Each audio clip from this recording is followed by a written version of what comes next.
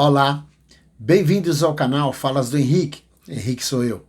A nossa intenção é passar informações de como funciona o plano espiritual. E nesse vídeo nós vamos falar sobre vida social. Bom, se você gosta dos nossos vídeos e puder clicar no joinha, vai ajudar a divulgar. Se você ainda não é inscrito, se inscreve e ativa o sininho. Desde já, muito obrigado. Então, o que você entende por vida social? Você acha que é melhor ter uma vida social intensa ou regrada? Qual será melhor? E afinal, será que existe a certa e a errada? Bom, no Livro dos Espíritos, a partir da página 403, nós podemos ler sobre a necessidade do ser humano de viver em sociedade e também sobre a sua necessidade de interagir com outras pessoas. E ainda, o porquê isso é tão importante para a evolução do espírito. Bem, de início, nós temos a pergunta 766, que é assim: a vida social faz parte da natureza? E a resposta: certamente, pois Deus fez o ser humano para viver em sociedade e não lhe deu inutilmente a capacidade de falar, assim como todas as outras faculdades que ele possui, que são necessárias para que possam manter os relacionamentos entre si.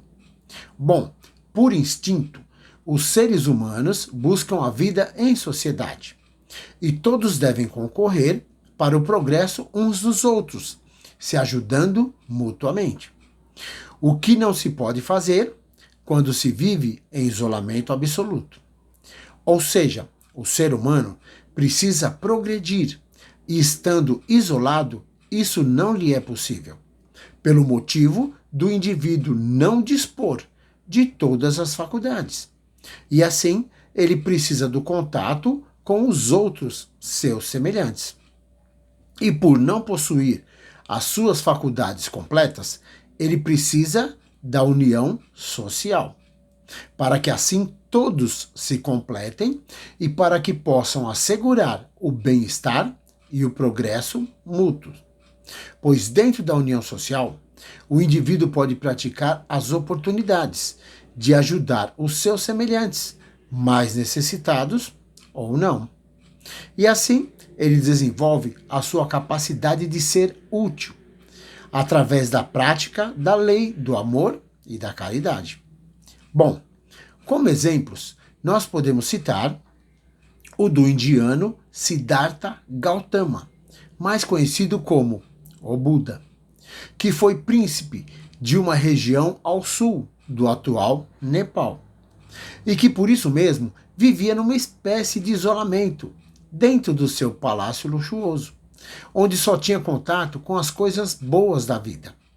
E quando ele renunciou ao seu trono, passou a se dedicar à busca de como acabar com o sofrimento dos seres humanos em geral e com os sofrimentos de todos os seres vivos. E nós temos também como exemplo o caso de Jesus, que após orientar os seus discípulos, disse o que está em Mateus, no capítulo 10, versículos 5 a 8, que é assim: vão para as ovelhas perdidas, e indo, pregai dizendo, é chegado o reino dos céus. Curai os enfermos, expulsai os demônios, e tudo de graça, porque dai de graça o que de graça recebeste. Bom, e na página 405, nós temos a pergunta 772, que é assim: e o que pensar do voto de silêncio prescrito por algumas seitas desde os tempos mais antigos? E a resposta: Deus condena o abuso e não o uso das faculdades que ele deu para o ser humano. Entretanto, o silêncio pode ser útil sim, pois no silêncio o indivíduo pode pôr em prática o recolhimento, e assim o seu espírito se torna mais livre e pode entrar em comunicação com o mundo espiritual. Mas o voto de silêncio, ainda que obedeça a boas intenções, faz o indivíduo ir contra a natureza que lhe deu a capacidade de falar. Bom, o voto de silêncio absoluto, do mesmo modo que o voto de isolamento, priva o ser humano das relações sociais, que podem lhe proporcionar as ocasiões de fazer o bem e de cumprir a lei do progresso. E justamente por esse motivo, o ser humano é colocado numa organização chamada família, onde pode, desde o início da sua vida terrena, praticar essa interação com os que estão à sua volta. Já com os animais, acontece diferente, pois vivem uma vida material e não uma vida moral.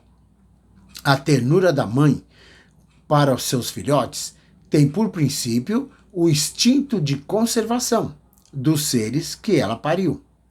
E logo que esses seres passam a cuidar de si mesmos, ela está com a sua tarefa concluída e nada mais lhe é exigido pela natureza. Por isso é que os abandona, a fim de se ocupar apenas com os recém-nascidos. Porém, mesmo não possuindo uma vida social, uma vida moral, a natureza cria nos animais um instinto de sobrevivência. E esse instinto o faz saber que, se estiver vivendo num grupo, pode ajudar e ser ajudado. E que, ao contrário, se estiver vivendo isolado, vai se tornar desprotegido contra os seus predadores naturais.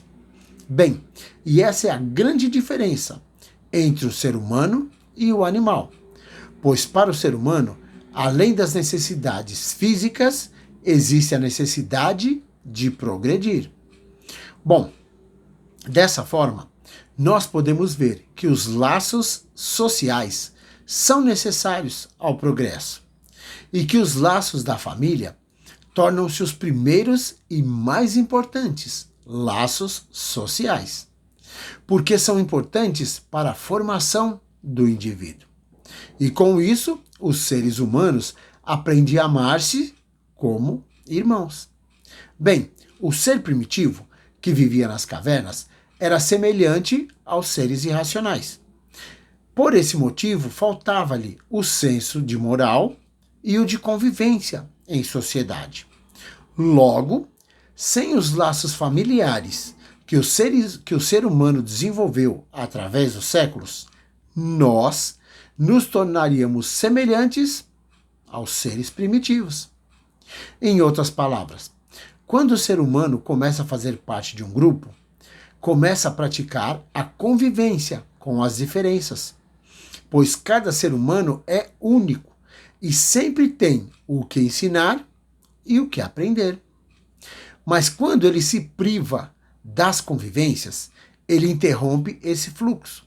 E assim, ele deixa de praticar uma das leis da natureza.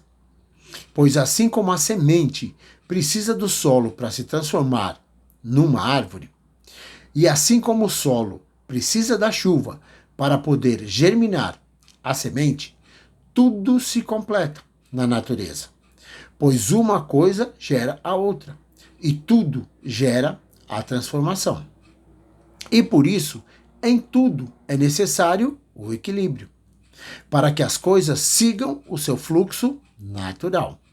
Então, a partir dessas informações, nós podemos chegar à seguinte conclusão: nós precisamos e muito procurar o nosso próprio equilíbrio externo e principalmente o nosso equilíbrio interno, para podermos ser úteis à natureza e também para podermos conquistar o nosso lugar dentro dessa natureza. E isso é para a gente pensar. Bom, espero que vocês tenham gostado e que aproveitem cada informação. Lembre sempre de cada momento bom da sua vida. Até o próximo vídeo. Tudo de bom e muita luz!